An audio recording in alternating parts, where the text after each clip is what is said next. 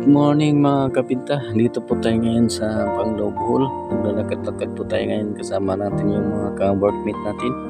Dito po kayo ngayon sa Panglao Shores. Ito yung bagong dinibilop ngayon dito sa Panglao.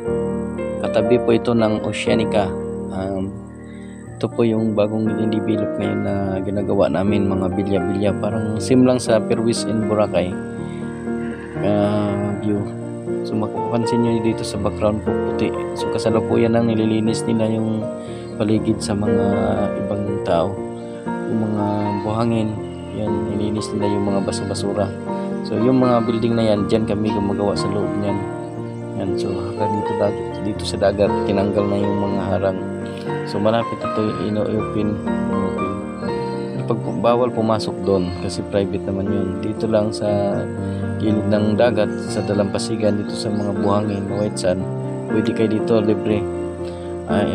Public po ito, open sa public, pwede maligo dito sa tapat, pero pag pumasok ka na doon dahil may mga sila, bawal po, bawal. Private po. Dito sa dagat open po siya sa lahat, so pwede kayo manligo maghalibilo dyan, pero kagaya sa Boracay bawal bastusin yung mga guests kasi yun ang nagbuhay ng turismo dito sa isla, dito sa lugar. So dito, mahaba po ito. Kadugtong po ito ng Oceanica at Bohol Beach Club. Tapos Dumaluan.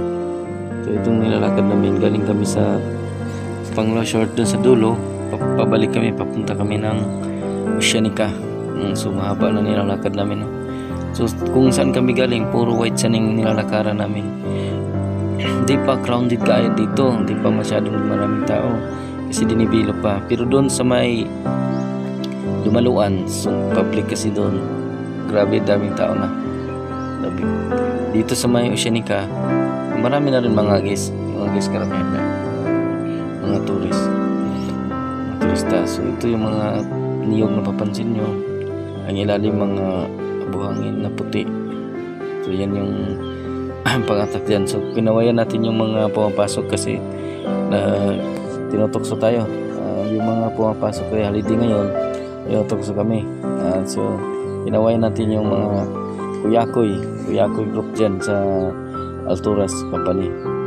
Yung mga tao nyo sa kuyakoy, shout out. Ayan dyan sila naglilinis. Patuloy kami naglalakad. So maliligo kami doon sa may lampas ng Oceanica, doon lang sa tapat ng Bohol Beach Club. Doon kasi po maganda, malinis, saka wala masyadong maliligo. Yan, papansin yung mga kapinta sa tagal-tagal na namin nilalakad, puro white sand ang nilalakaran namin. Ayan, yan yung mga co-workmate natin, kasama natin. So yung nakikita natin yung mga